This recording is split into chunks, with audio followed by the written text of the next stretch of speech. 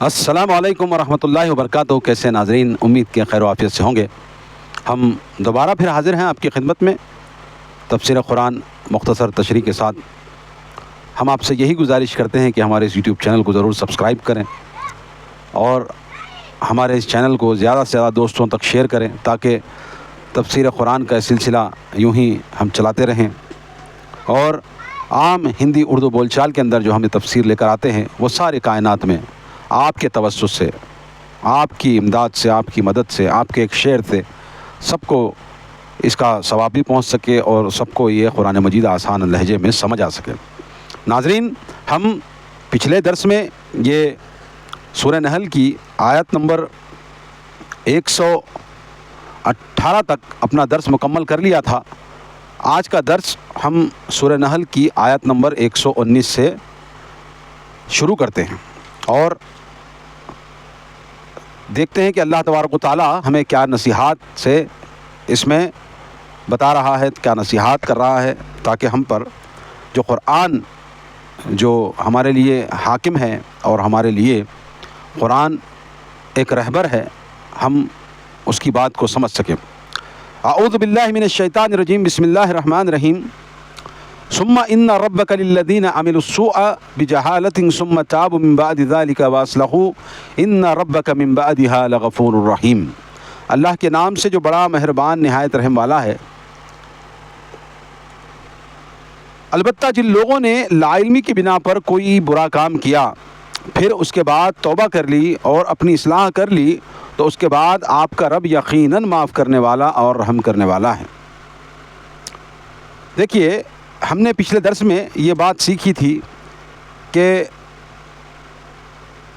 یہودیوں پر جو حرام ہوا تھا اور جو مسلمانوں پر حرام ہوا ہے، یہ تمام باتوں کو اللہ تبارک و تعالیٰ نے تفصیل کے ساتھ کہ جس طرح کہا گیا تھا کہ آپ پر حرام ہے مردار، خون سور کا گوشت اور وہ غیر اللہ کی تمام اشیاء جو غیر اللہ کے نام سے مشہور کیا جاتے ہیں، تمام کھانے کی چیزیں، تو وہ بھی حرام ہے۔ اس تناظر میں بہت ساری باتیں ہم نے پچھلے درس میں سیکھی تھی۔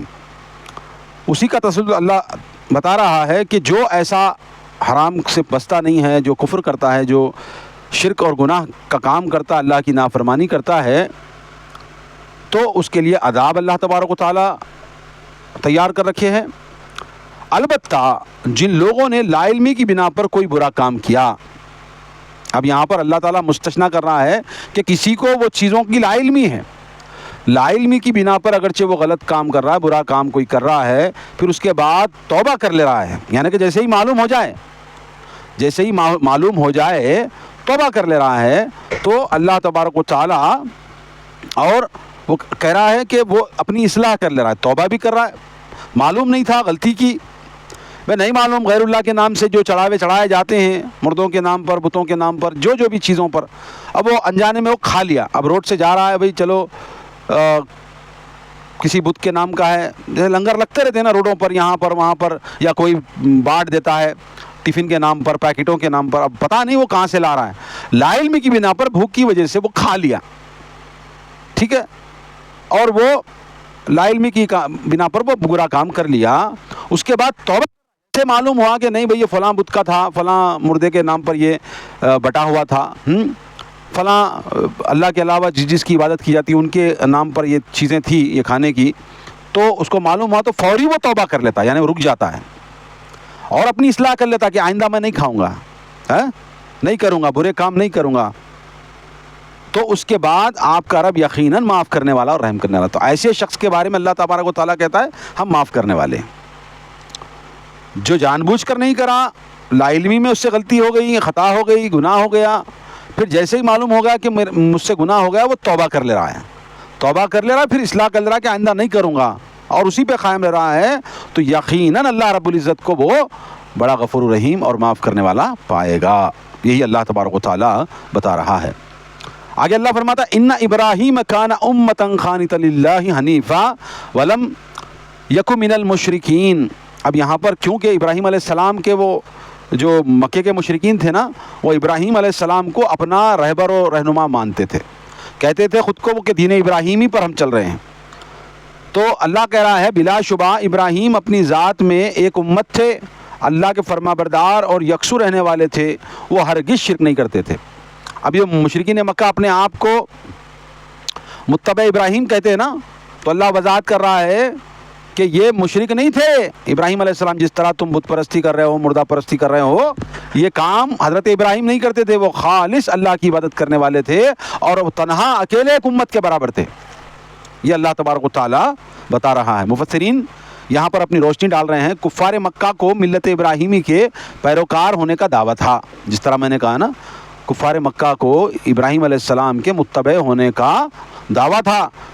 چنانچہ ابراہیم علیہ السلام کا ذکر یہاں لایا گیا ہے۔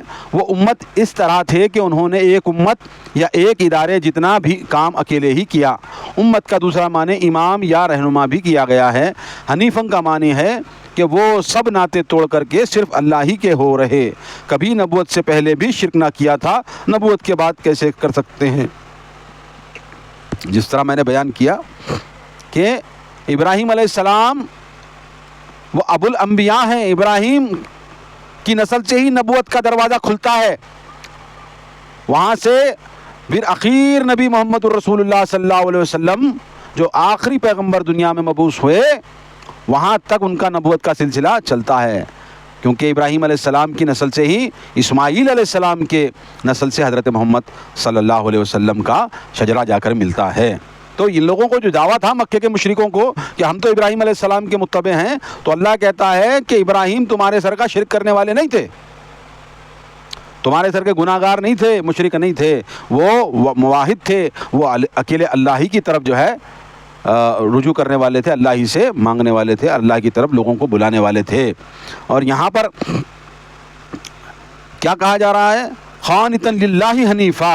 یہاں پر حنیفہ کا مطلب ہے، حنیفہ کا معنی ہے کہ وہ سب ناطے توڑ کر اللہ تبارک و تعالیٰ کی طرف رجوع کرنا، اس کا مطلب ہے حنیفہ۔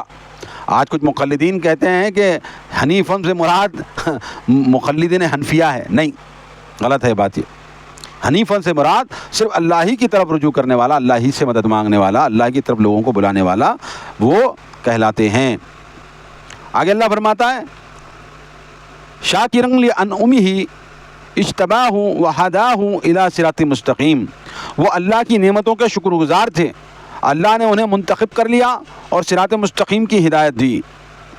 اللہ تعالیٰ نے ابراہیم علیہ السلام کو نبوت عطا فرمائی، بڑھاپے میں اولاد عطا فرمائی اور اولاد سے نبوت کا سلسلہ چلا دیا۔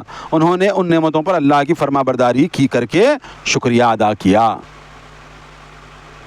سمجھ رہے ہیں؟ اللہ تبارک و تعالیٰ کے بہت شاکر بندے تھے، بہت خلیل بندے تھے۔ ابراہیم خلیل اللہ تھے، اللہ کے خلیل ابراہیم تھے اور بہت بڑے شاکر تھے، اور وہ سیدھے سچے راستے پر اور صراط مستقیم پر وہ گامزن تھے۔ انہی کی اولاد سے حضرت اسماعیل اور اسحاق پیدا ہوئے، اسحاق سے کئی انفینٹ انبیاء پیدا ہوئے، اور اسماعیل سے ان کے بعد محمد الرسول اللہ پیدا ہوئے۔ محمد الرسول اللہ کو ابراہیم علیہ السلام سے ٹچ کرنے کے لیے بیچ میں دوسرے نبیوں کا سہارا لینے کی کوئی ضرورت نہیں ہے، سمجھ رہے ہیں؟ ابراہیم نبی، اس کے بعد اسماعیل نبی، اس کے بعد ڈائریکٹ محمد الرسول اللہ صلی اللہ علیہ وسلم نبی۔ محمد الرسول اللہ صلی اللہ علیہ وسلم خاتم النبیین، اس کے بعد ڈائریکٹ پھر نبی حضرت اسماعیل، اس کے بعد ڈائریکٹ پھر نبی حضرت ابراہیم۔ اس طرح دادا پہنچے، رسول اللہ صلی اللہ علیہ وسلم کے دادا بنے نبوت کے سلسلے میں، سمجھ رہے ہیں؟ تو اللہ تبارک و تعالیٰ نے بنو اسرائیل میں بے شمار انبیاء بھیجے، مگر اسماعیل کی نسل میں بنو اسرائیل میں کئی انبیاء بھیجے، بنو اسماعیل میں صرف ایک نبی بھیجے، اور وہ نبیوں کے سردار بنے۔ اللہ تبارک و تعالیٰ نے نبوت کا سردار بنایا ان کو، نبوت کے سر کا تاج ان کو بنایا۔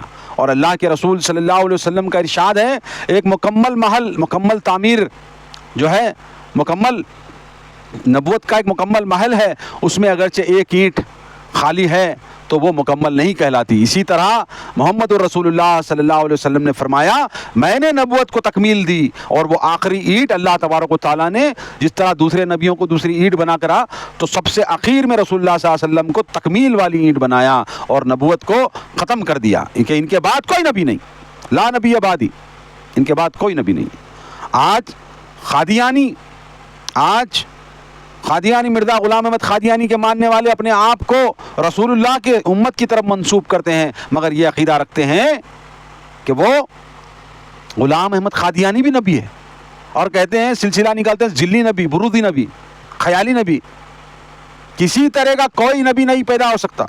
اللہ کے رسول صلی اللہ علیہ وسلم نے یہ محل والی مثال دے کر بتائی کہ ایک اینٹ کی جگہ خالی ہے تو وہ محمد رسول اللہ نے مکمل کر دی، تو اس کے بعد اینٹ ڈالنے کی جگہ ہی باقی نہیں، نبی رکھنے کی جگہ ہی باقی نہیں، مکمل نبوت کا محل تیار ہے۔ اے قادیانی قوم، کیا تمہیں یہ حدیث نہیں پہنچی؟ اس دجال کو، اس کذاب کو آخری نبی کے بعد نبی مانتے ہو؟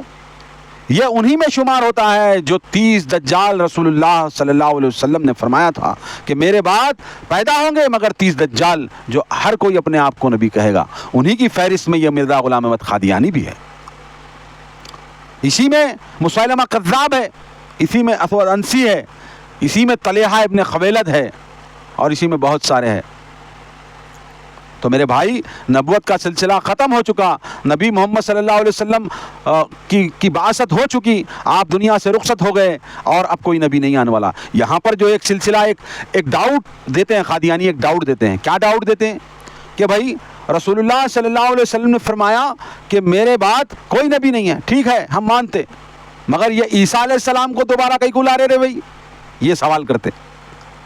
دیکھو، نبوت محمد صلی اللہ علیہ وسلم پہ ختم، نبی صلی اللہ علیہ وسلم کے دنیا سے جانے کے بعد پھر جو ہے نا نبی حضرت عیسیٰ کی کو آ رہے، پھر انہوں خاتم النبیین ٹھہرتے نا۔ تو اس جاہل کو بتاؤں کہ عیسیٰ جو ہے وہ محمد رسول اللہ کے پیدا ہونے سے پہلے پیدا ہو کر نبی بنے۔ نبوت کی جو ڈگری ہے، سب سے آخری ڈگری نبی صلی اللہ علیہ وسلم ہے، اس کے بعد یونیورسٹی بن، یونیورسٹی ختم، قصہ ہی ختم۔ یہ سیدھا جواب ہے۔ جتنی ڈگریاں اللہ نے بھیجنا تھا سب بھیج دی، عیسیٰ کو ڈگری دی، موسیٰ کو ڈگری دی، الیاس کو دی، آدم سے لے کے حضرت عیسیٰ تک ڈگریاں دی اللہ تبارک و تعالیٰ نے نبوت کی، اور سب سے بڑی ڈگری رسول اللہ صلی اللہ علیہ وسلم کو دے کر کے وہ یونیورسٹی ہی بن کر دی۔ اب قیامت تک کوئی ڈگری نہیں ملے گی۔ اب ڈگری نہیں ہے، اب کوئی پرانی ڈگری لا کر کے اگرچہ بتا رہا ہے تو اس پہ ڈیٹ دیکھی جائے گی نا، تو کب کا ہے رے بھائی پاس ہونے والا؟ تو کون سی ڈگری کا ہے؟ ارے میں فلاں ڈگری میں فلاں میری ڈگری بھی تھی۔ سمجھ رہے؟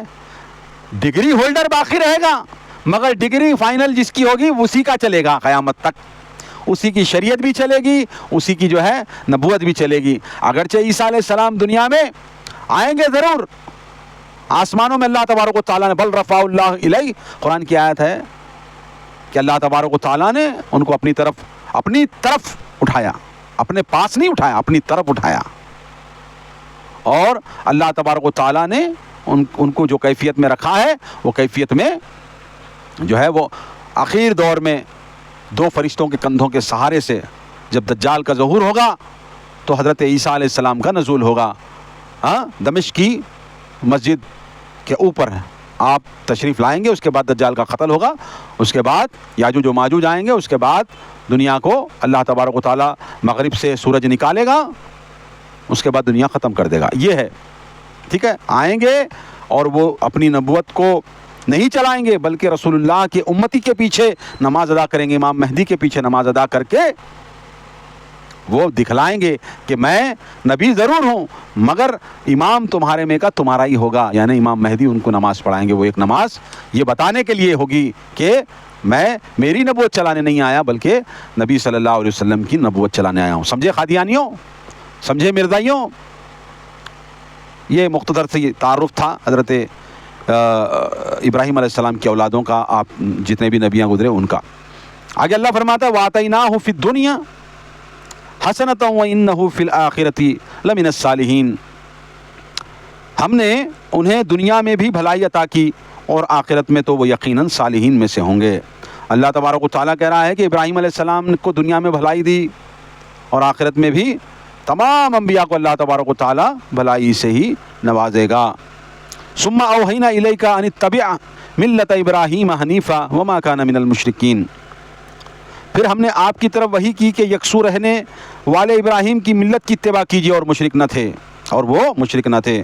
یہاں پر بتایا جا رہا ہے آج ابراہیم علیہ السلام کے حقیقی پیروکار اگر موجود ہیں تو آپ صلی اللہ علیہ وسلم محمد الرسول اللہ صلی اللہ علیہ وسلم ہی ہیں، نہ کہ یہود و نصارہ اور نہ ہی یہ مشرکین مکہ، کیونکہ ابراہیم علیہ السلام تو مشرک نہیں تھے۔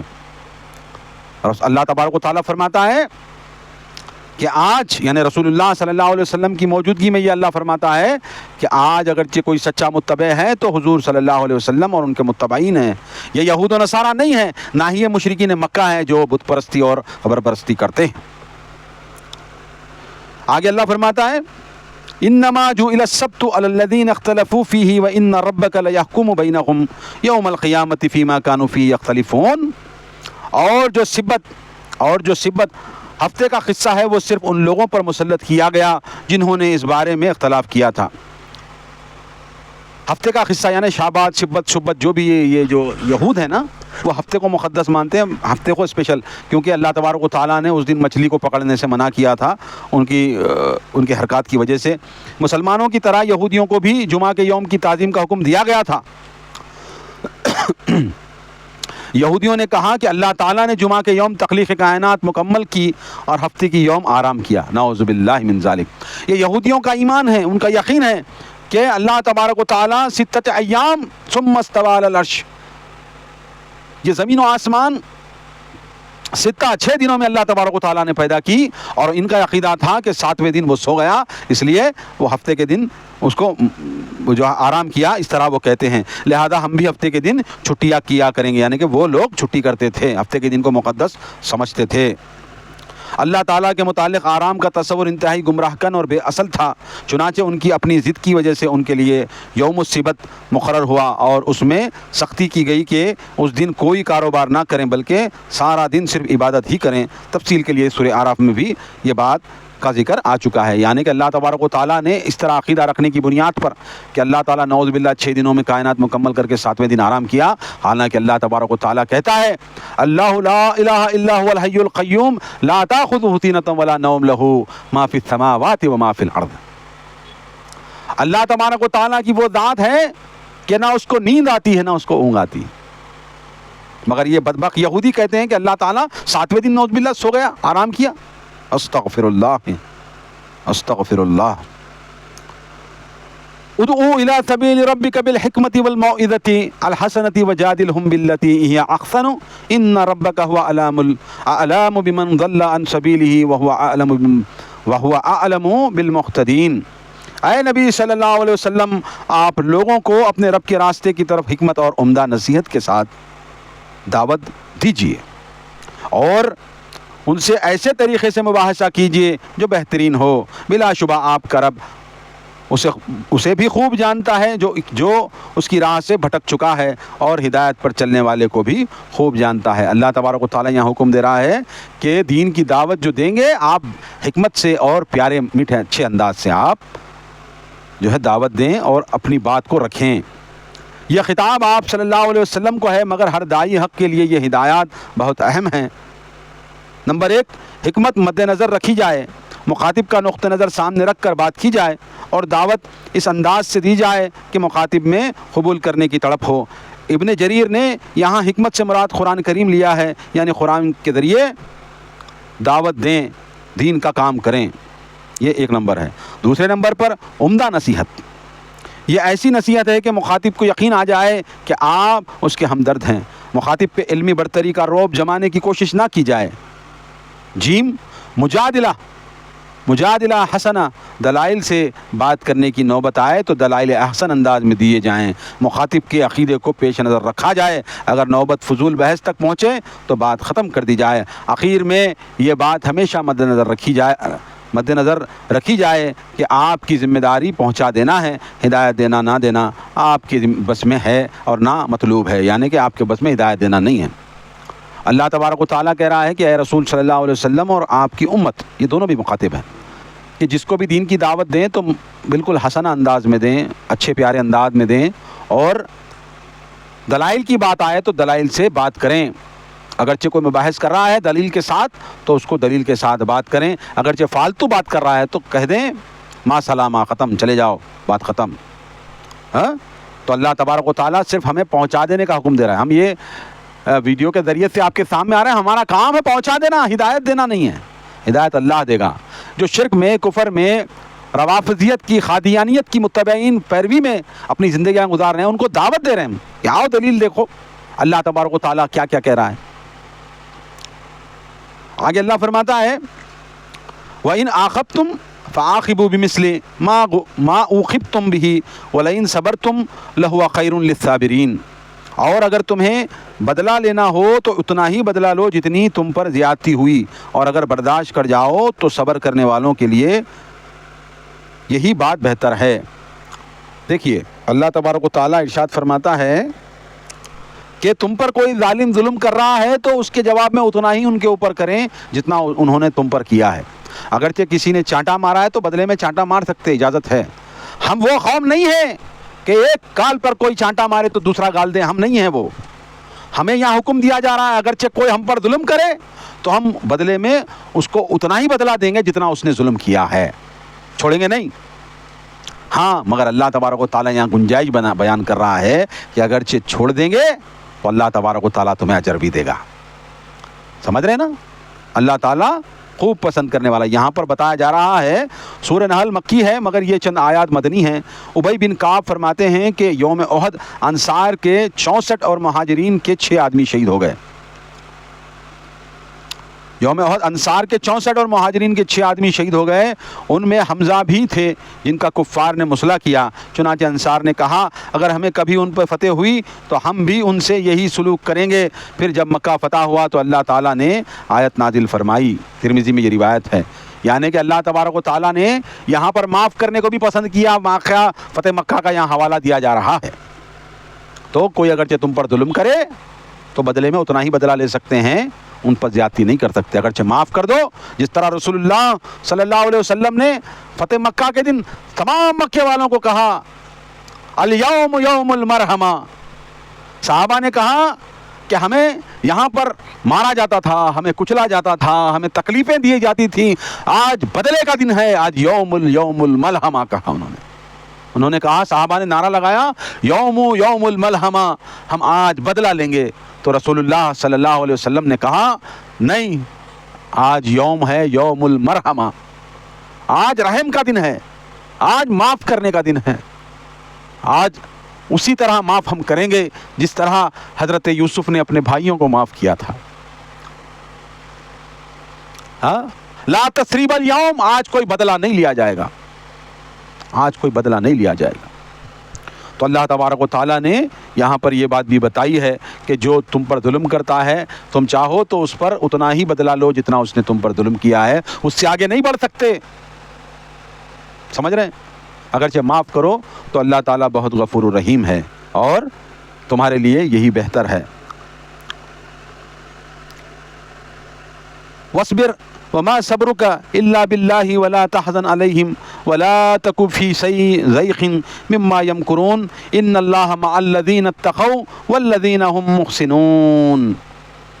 اللہ تبارک و تعالیٰ آگے آپ فرماتا ہے آپ صبر کیجئے, آپ صبر کیجئے, اور آپ کا صبر اللہ ہی کی توفیق سے ہے, اور ان لوگوں کے متعلق حزین نہ ہوں اور نہ ان کی چال بازیوں پر تنگی محسوس کریں. بلا شبہ اللہ ان لوگوں کے ساتھ ہے جو اس سے ڈرتے ہیں, جو اچھے کام کرنے والے ہیں.